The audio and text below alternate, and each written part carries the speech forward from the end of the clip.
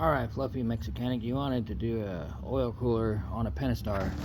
Well, we got this 2019, I think 2018 Ram with the Pentastar. Oil cooler leaking. Now, we pulled out, we were trying, well, not me. Okay, let me phrase this, not me.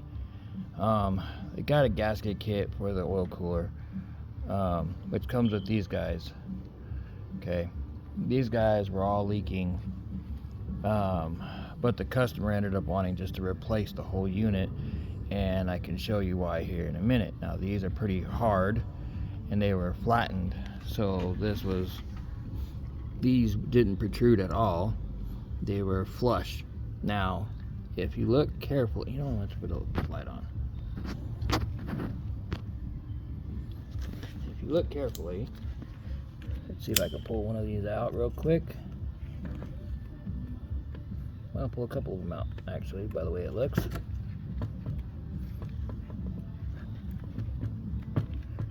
Okay. And if they wouldn't have opened that package, we could have sent those back, but that's not on me. So, the O-rings were flush with this surface, on top, bottom, all around.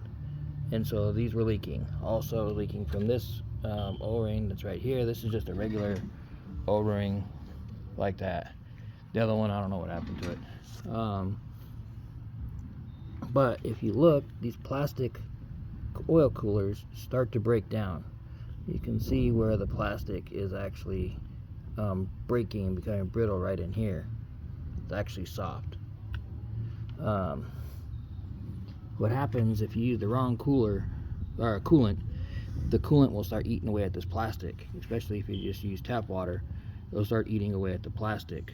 Now, the other thing, if you use crappy oil, then oil will actually eat away at this as well, and actually the oil will cause the O-rings to turn into like a plastic, and they'll no longer seal. Part of what happens is these O-rings will get hard from using crappy oil, and then as the engine gets hot and it expands, it'll smash these. Then when the engine cools off, these don't go back to the normal shape, and they will start to leak.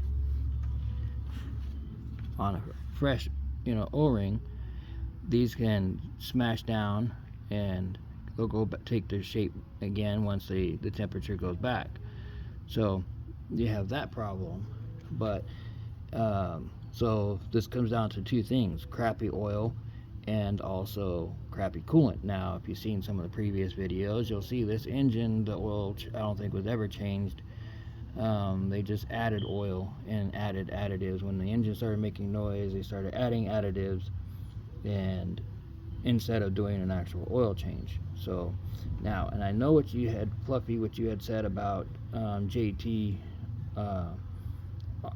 with online mechanic tips, saying don't use Dorman. But so you have plastic here, right? The Dorman replacement is aluminum, so you're not going to have the plastic breakdown that you do with these. The only thing you'll have is with the O-rings. Now, the only one that there's a little bit of an issue with is this one here. When it inserts, as this expands, or as this gets hot, it's going to expand more, whereas the plastic, when it gets hot, it can resist expanding inside the tube. So this is going to have more expansion than the plastic will. But if you notice, everything is pretty much flush mount, so it doesn't really matter on the expansion, with the exception of that one tube. And that's it. So the aluminum are going to last. They're going to last as long as the O-rings are going to last, and you can just change the O-rings back out. So the Dorman kit's going to come like this. You have to put the cooler on.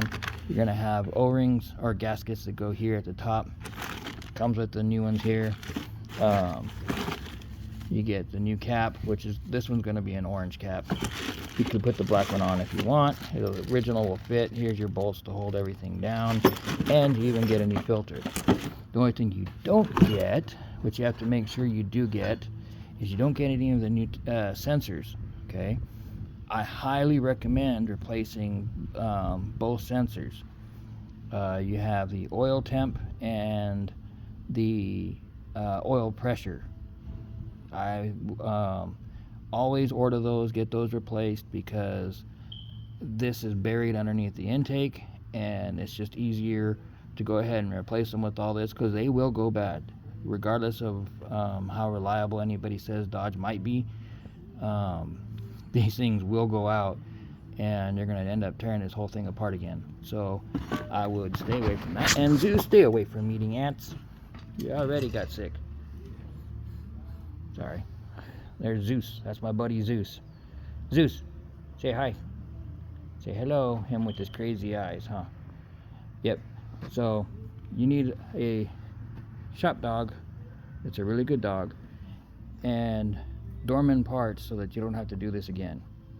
So anyhow, Fluffy, that's, if you needed to know the difference between the plastic and the Dorman in this situation, that's the difference. And also Dorman does make, there's a coolant passage on the front of the cover. Sorry, I don't have my, get my light. If you look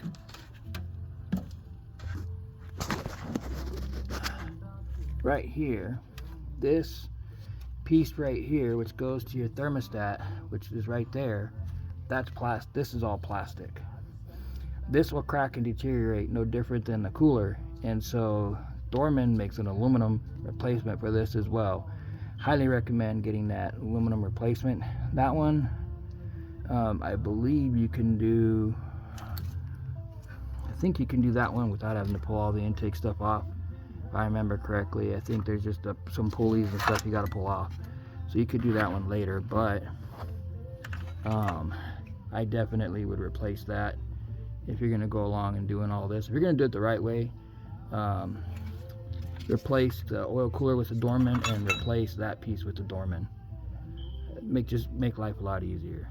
And make sure you're doing oil changes. Don't do lifetime changes. And yes, I know that those are not plugged at the moment. That's because I'm getting ready to put that cooler in. So they were plugged, and now I unplugged them.